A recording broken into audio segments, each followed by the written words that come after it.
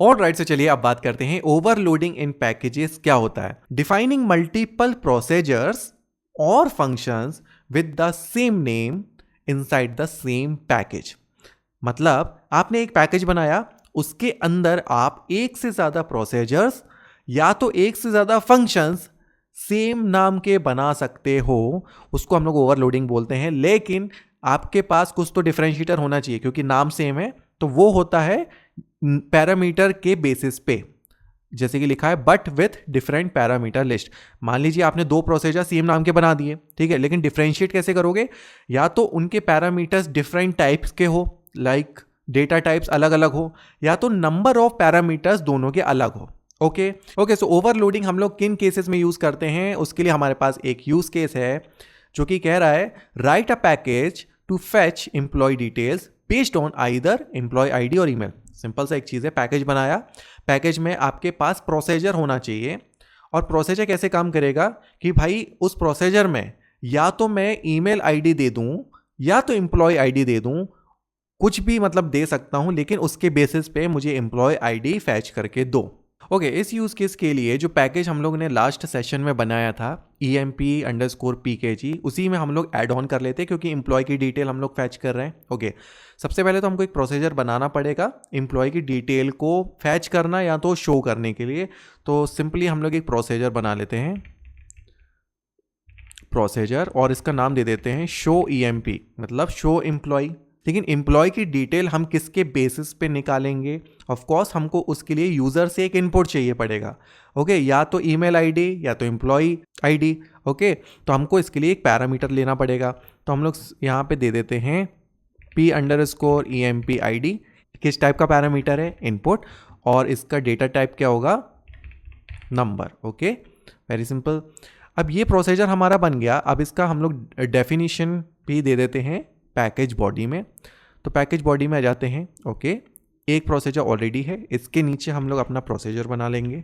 Procedure show employee, okay, is begin end. Okay, and किसी employee की detail को fetch करके उसको प्रिंट करने के लिए हम लोग सिलेक्ट इनटू यूज कर सकते हैं। ओके, इसके लिए हमको सबसे पहले वेरिएबल बनाना पड़ेगा। तो हम लोग बिगिन से पहले, मतलब प्रोसीजर के अंदर बिगिन से पहले एक वेरिएबल बना देते हैं EMP रिकॉर्ड, और इसका जो टाइप है वो हम लोग देंगे एम्प्लॉइज, मतलब टेबल का नाम। इसके बाद परसेंटाइल रो टाइप। इसके बाद बिगिन और एंड में SQL क्वेरी यूज कर सकते हैं, सिलेक्ट स्टार फ्रॉम एम्प्लॉयज, और उसके बाद कंडीशन। तो हम लोग की कंडीशन किसके बेसिस पे? Employee ID. तो हम लोग बोलते हैं एम्प्लॉय आईडी इक्वल टू जो यूजर हम लोग को एम्प्लॉय आईडी देगा वो, मतलब P_EMP ID। एंड जो भी सिलेक्ट स्टार में जो रिजल्ट मिलेगा उसको हम लोग स्टोर कर लेंगे यूजिंग इनटू। ओके, सो इस स्टेप के बाद EMP रिकॉर्ड में हमारे पास एम्प्लॉय की डिटेल आ गई। अब हम चाहें तो उसको प्रिंट भी कर सकते हैं। तो उसके लिए हम लोग DBMS output.putline यूज कर लेंगे। पहले कोटेशन में एक मैसेज लिख देंगे, जैसे कि employee name is double pipe sign, and EMP record में से हम लोग फर्स्ट नेम प्रिंट कर लेंगे। उसके लिए हम लोग डॉट कॉलम का नाम जो कि हमारा है first_name, इस टाइप से हम लोग कर देंगे। ओके, सो हमारा एक टास्क तो हो गया कि एम्प्लॉय आईडी के बेसिस पे हम लोग एम्प्लॉय की डिटेल फैच करेंगे, प्रिंट करेंगे। इसके बाद पैकेज स्पेसिफिकेशन एंड बॉडी को कंपाइल कर लेते हैं, कंपाइल, एंड ये रही हमारी बॉडी, कंपाइल। ओके, इसके बाद एम्प्लॉय की डिटेल चाहिए तो हम लोग एक बिगिन और एंड सिंपल एक एनोनिमस ब्लॉक में आ जाते हैं। इसमें हम लोग यूज करेंगे EMP पैकेज डॉट, एंड यहाँ पे है शो EMP, एंड इसमें हम लोग को पैरामीटर पास करना पड़ेगा। तो हम लोग लेट से एम्प्लॉय आईडी दे देते हैं 101, ओके, सेमीकोलन, और अपने इस ब्लॉक को रन करते हैं। रन किया तो हम लोग को इनिशियलाइजेशन हुआ और एम्प्लॉय नेम इज नीना।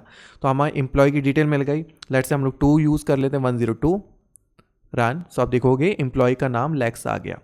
तो ये तो एक तरीका हुआ, लेकिन क्या हम ये एम्प्लॉय आईडी की जगह ईमेल आईडी यहाँ पे पास कर सकते हैं? नहीं। तो उसके लिए हम लोग क्या करेंगे? हम लोग क्या कर सकते हैं, एक और प्रोसीजर बनाएंगे विद द सेम नेम, मतलब हम ओवरलोडिंग करेंगे यहाँ पे। इसको मैं कॉपी कर लेता हूँ। सो हम लोग एक और प्रोसीजर बना रहे हैं, प्रोसीजर शो ईएमपी, लेकिन अब इसमें डिफरेंस क्या होगा, हमारा पैरामीटर चेंज हो जाएगा। तो हम लोग यहाँ पे बोलेंगे p_, ईमेल, किस टाइप का पैरामीटर n, एंड इसका डेटा टाइप क्या होगा, varchar2 बोल देते हैं। ओके, एंड इसके बाद आपको लिमिट देने की ज़रूरत नहीं पड़ती है, ठीक है। पैरामीटर में सिंपली varchar या तो varchar2 यूज़ कर सकते हो। तो इस टाइप से हमने एक और प्रोसीजर बना लिया, एंड स्पेसिफिकेशन को हम चाहें तो कंपाइल कर सकते हैं। ये देखो कंपाइल हो गया। ओके, ये जो हमारा सेकेंड वाला जो प्रोसीजर है, अभी उसकी डेफिनेशन बना लेते हैं। ये हो गया फर्स्ट वाला शो ईएमपी, तो उसको पहले एंड के बाद भी हम लोग शो ईएमपी कर लेते हैं। एंड इसके बाद एक और same procedure show EMP, but parameter difference is, and इसके बाद की जो भी डिटेल्स है वो हमारे पहले वाले जो प्रोसीजर है सेम रहेगी। तो हम लोग यहाँ से कॉपी पेस्ट कर सकते हैं, देखो कॉपी, और ये शो ईएमपी जो दूसरा वाला है पेस्ट। ओके, इस प्रोसीजर में भी हमको एम्प्लॉय रिकॉर्ड की ज़रूरत पड़ेगी, तो इस लाइन को रहने देते हैं। इसमें भी हमको सेलेक्ट इनटू चाहिए ही पड़ेगा, लेकिन सिर्फ कंडीशन यहाँ पे क्या चेंज होगी, एम्प्लॉय आईडी की जगह यहाँ पे हम लोग कर लेंगे email equal to p_, email जो हमको यूज़र प्रोवाइड करेगा। Very simple. और इसके बाद यहाँ पे ईएमपी रिकॉर्ड में डिटेल आ जाएगी और इस टाइप से हम लोग प्रिंट कर देंगे, ठीक है। थोड़ा सा डिफरेंस था। ओके, सिंपल सा नोट कि जैसे कि जब हम सेलेक्ट स्टार फ्रॉम एम्प्लॉयज़ करते हैं रन, सो ये भी एक प्रोसेस है कि जब भी आप पैकेजेस इस टाइप से बनाओ तो डेटा को पहले एनालाइज अच्छे से कर लो कि आपको क्या और किन चीज़ों की ज़रूरत है। जैसे कि अभी यहाँ एम्प्लॉयज़ की डिटेल्स दे सकते हो। ईमेल वाला का सेक्शन देखोगे तो ईमेल किस फॉर्मेट में है, फर्स्ट नेम का फर्स्ट लेटर है एस, जैसे कि स्टीवन है तो एस, और फिर उसका last name S king. Okay, तो ये थोड़ा सा यूज़र नेम टाइप ज़्यादा दिख रहा है, ईमेल कम, बट स्टिल जो भी फॉर्मेट है हम उसी को फॉलो करेंगे। लेकिन अगर आप एक और चीज़ नोटिस करो कि ईमेल की जो भी फॉर्मेटिंग है ये सारे अपर केस में है। तो जब भी हम एम्प्लॉय की डिटेल फैच करेंगे, क्या हम अपर केस में ईमेल प्रोवाइड करेंगे? चांसेस कम है। ओके, तो हम लोग क्या कर सकते हैं, इसको हैंडल कर सकते हैं। तो हम लोग जो p ईमेल आ रहा है उसको हम लोग ये अपर वाले फंक्शन में, ठीक है, यूज़ कर लेते हैं, सो दैट जो भी p ईमेल आएगा वो पहले अपर केस में होगा, फिर ठीक है कंपेयर होगा। चलिए अब पैकेज बॉडी को भी हम लोग कंपाइल कर लेते हैं, एम्प्लॉय पैकेज तक कंपाइल, दैट्स इट। तो चलिए अब इसको रन करके देखते हैं। सबसे पहले ना ये जो एम्प्लॉय आईडी है उसके बेसिस पे ट्राई करते हैं, बिगिन और एंड, इसको रन करते हैं। कंपाइलेशन के बाद पहली बार हम लोग रन कर रहे हैं इसलिए इनिशियलाइजेशन हुआ, एम्प्लॉय नेम इज लेक्स, तो ये तो प्रॉपर्ली वर्क कर रहा है। मान लीजिए इसके जगह मैं यहाँ पे कोटेशन में एम्प्लॉय आईडी दे देता हूँ।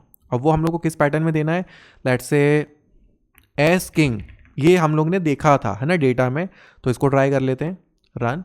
सो you can see employee name is Steven. Okay, अगर आप लोअर केस में भी ईमेल प्रोवाइड करते हो, let's say S king, run, सो तब भी वो वर्क करेगा क्योंकि वो चीज़ हम लोग ने हैंडल कर चुकी हैं। So in this way you have seen the real life use case of overloading. And अगर आप ये चीज़ सोच रहे हो ना कि शो ईएमपी सेम नाम के प्रोसीजर है, जब हम लोग ने सिर्फ शो ईएमपी कॉल किया तो उसको कैसे पता चला कि कौन सा वाला प्रोसीजर मुझे एग्जीक्यूट करना है।